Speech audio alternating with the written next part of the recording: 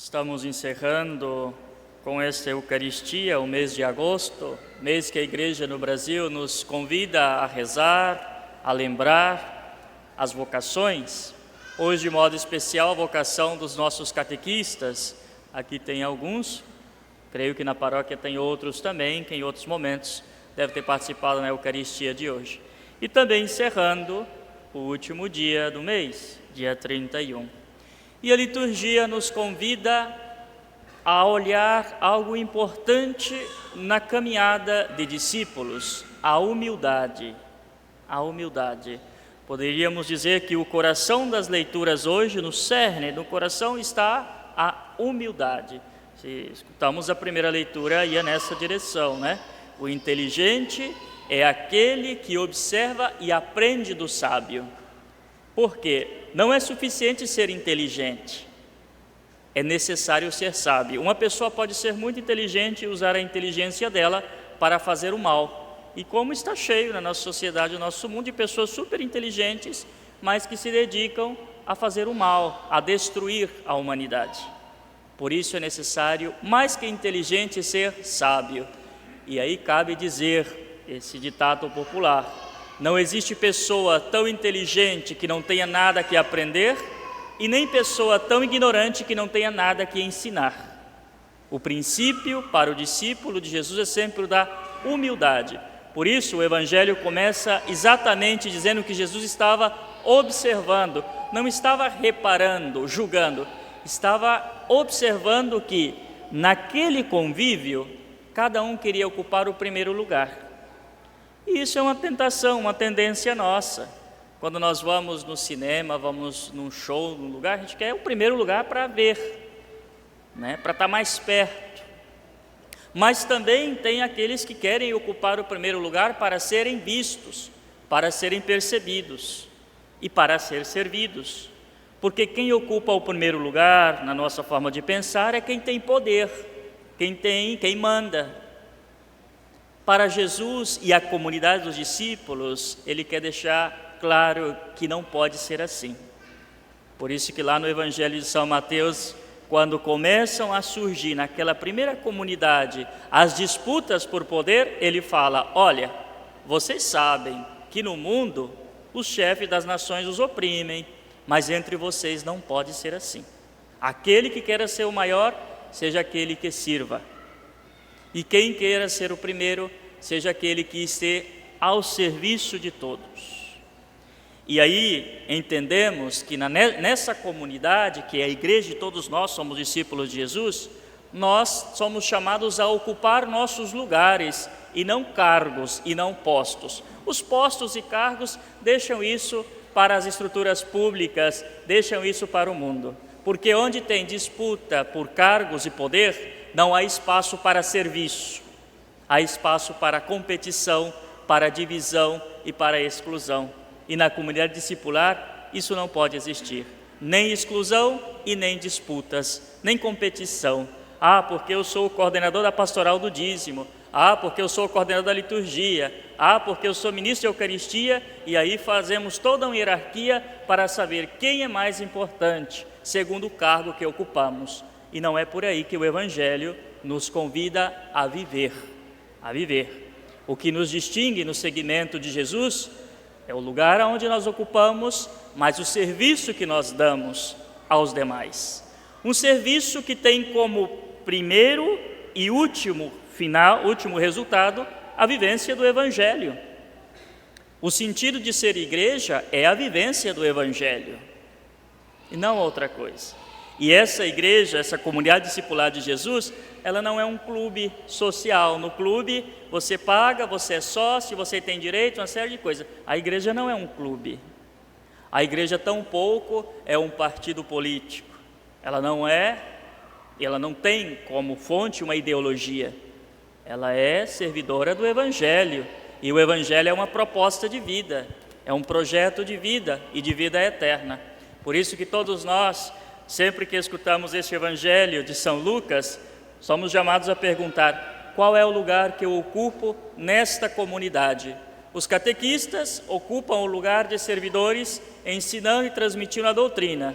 nós, ministros ordenados, ocupamos o lugar na celebração, na transmissão da fé, na administração dos sacramentos e assim por diante. Na igreja não há postos, não há cargo. Na igreja há lugares, lugares que todos nós, desde quem senta no último banco até quem está aqui no altar, no presbitério, é chamado a estar no serviço uns pelos outros.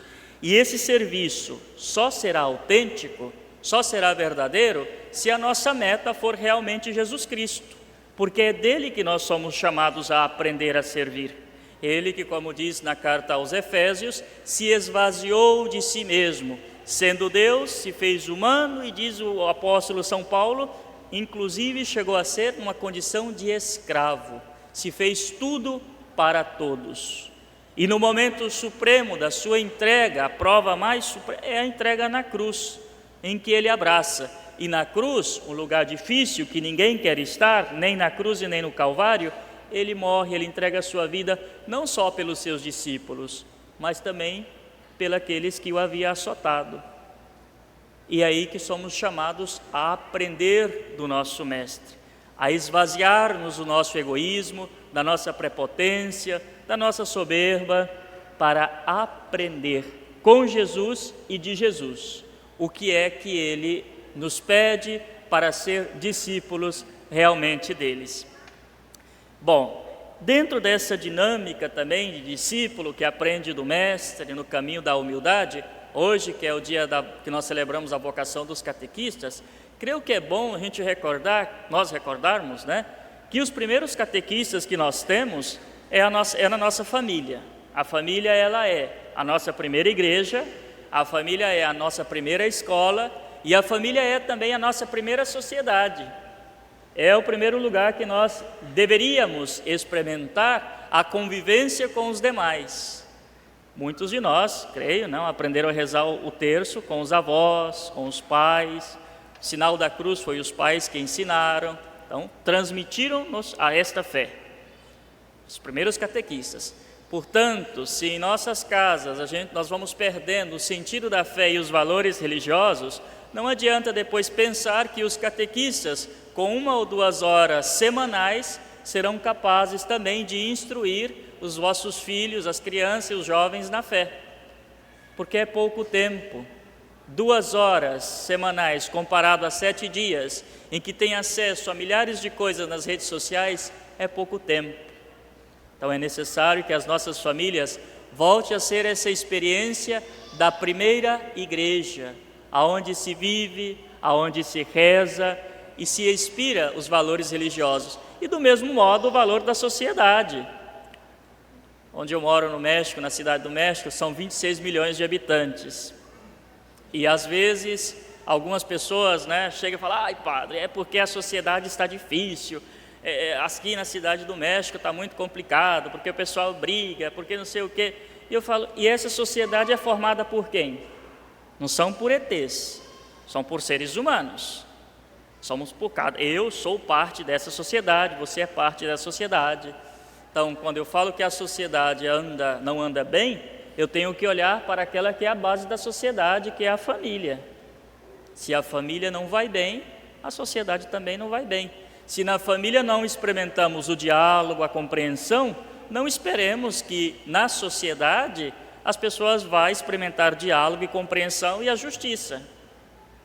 Porque é uma experiência que fazemos neste lugar privilegiado chamado família. E que bom apenas terminaram a Semana da Família, tiveram toda uma semana para refletir sobre esta vocação tão importante na vida da igreja. E concluindo, é também na família que nós aprendemos o que significa servir. Quer um exemplo?